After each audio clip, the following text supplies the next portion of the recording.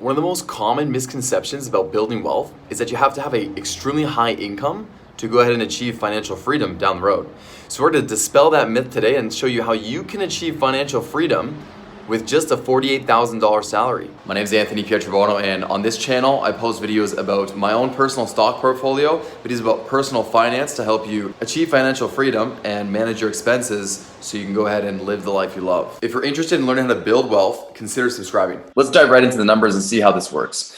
So if you look at the top left here, $48,000 income. After taxes, tax rate is 15% in Canada if your income is at $48,000 or below. That works out to be $7,200 in taxes. You're left with $40,800 earned each year. Let's move into expenses.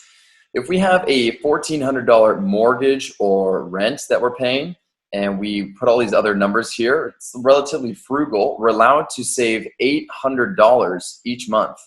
So you might be spending $300 a month on food. This is where budgeting is key. We want to know where our money is going so we can make sure we can still thrive, not just survive, while saving $800 each month to go ahead and invest so we're able to build that wealth. We may be spending $300 on food, $200 on car insurance, $100 a month on gas. This is assuming you bought a used, relatively cheap car up front with no payments. $150 in utilities, if that's not included in the rents. $60 a month with your phone bill, $40 on a gym, $100 a month on hair or any aesthetic expenses you may have, depending on the individual. $250 a month dedicated to fun or other activities. $800 is left for savings. This works out to be $3,400 a month spent, which totals $40,800 over 12 months. So here is just an example of how you could budget if you were earning $48,000 a year and still be able to save $800 a month. Now, here's the juicy part. This is where we're going to see how do we actually turn this into a massive amount of wealth with just $800 saved each month. Just Google investment calculator. You can pull up this calculator right here. We're going to be starting with $0. And what we're going to do is, let's say we're 25 years old right now. We're going to be contributing $800 each month into a stock, an ETF, or depending on whatever your level of comfort is with your research. I'll give you some examples. That could be potentially returning 10% annually over 35 years. You might be thinking this is crazy. I'll show you some examples. The S&P 500, as an example, has averaged 9.8% over the last 90 years. So if you just keep averaging, dollar cost averaging over those years, we can expect to average around a 10% return annually just with the S&P 500. If we contribute $800 a month over 35 years, we see that our ending balance is $2.7 million. So if we were 25 years old when we started, we're now 60 years old with $2.7 million. And we could potentially tax shelter all of that or most of that by contributing to our TFSA or other tax sheltered accounts that are if you're living in the US or other areas of the world. What we're seeing is our total contributions were only $336,000 over the span of the 35 years. However, we gained $2.383 million from our investments. This is why we need to learn how to invest. And this is a total autopilot, set it and forget it way of investing. Here's why you're able to achieve financial freedom with the $2.7 million. Because we take that $2.7 million over 60 years old and we then invest that into dividend companies. So we're being paid dividends. Now, you can average 4% annually with proper value companies that will pay you a 4% dividend each year on your money. So if we invest that $2.719 million, let's say 1 year with a 4% dividend, we're not contributing anything anymore. We're 60 years old.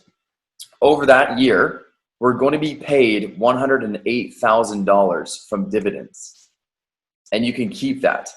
So your income is now $108,000 a year at 60 years old, each year, steadily, without having to worry. There are dividend companies that are paying 5%, 6%, 7%. There are also dividend companies paying 2%, 3%.